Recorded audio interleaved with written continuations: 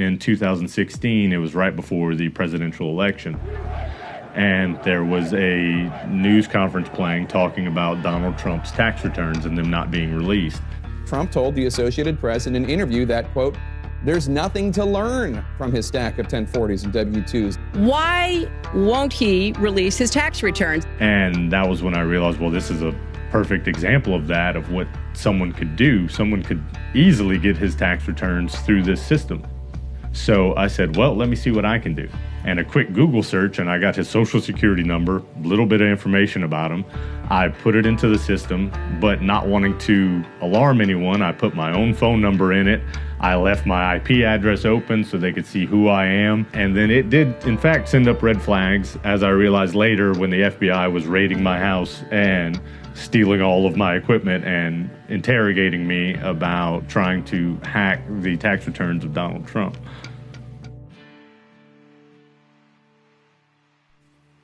My name's Jordan Hamlet, and I'm a private investigator.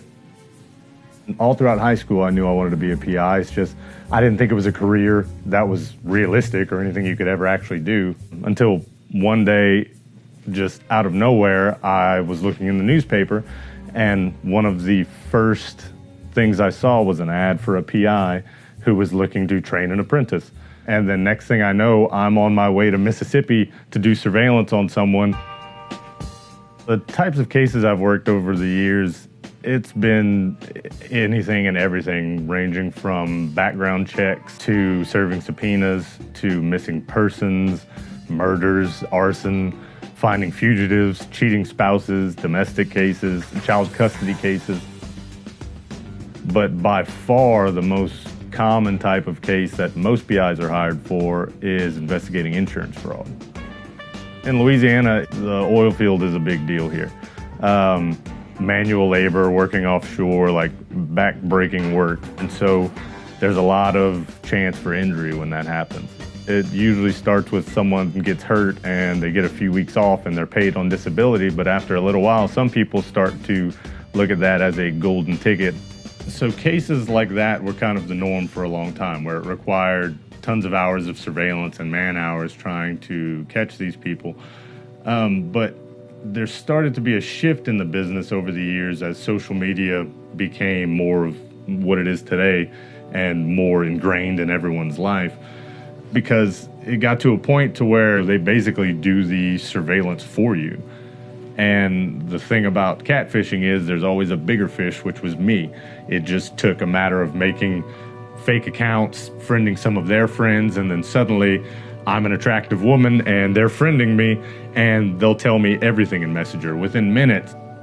But one thing I started noticing over the course of these cases was just how vulnerable a lot of this information was.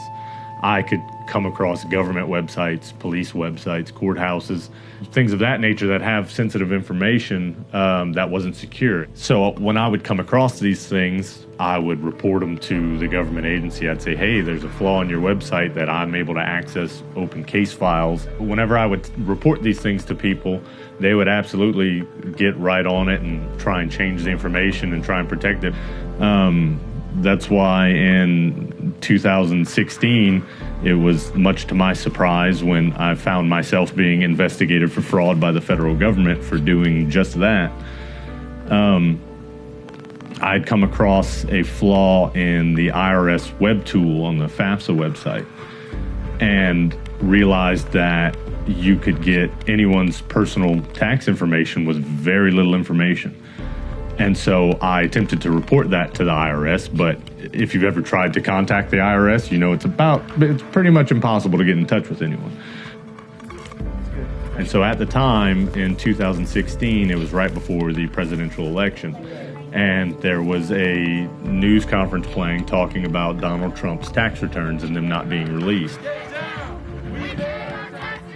That was when I realized, well, this is a perfect example of that, of what someone could do. Someone could easily get his tax returns through this system. So I said, well, let me see what I can do.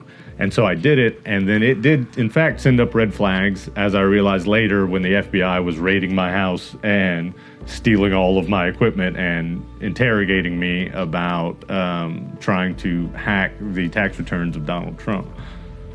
So the irony wasn't lost on me of the fact that I was now being investigated for fraud.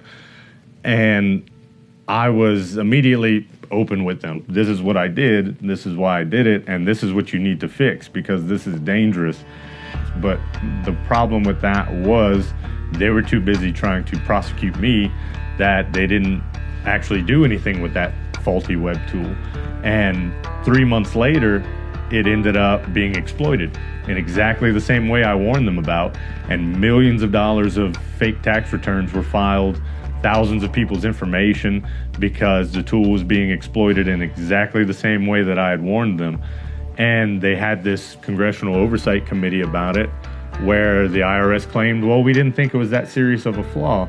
But the fact of the matter was, the only reason they even caught it when they did was because they were monitoring it after I told them about it.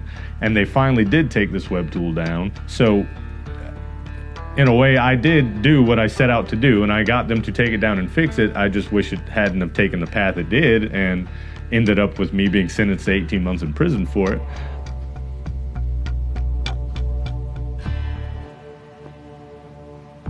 My experience in prison was a lot like just kind of the whole process of going through a federal indictment, that whole trial.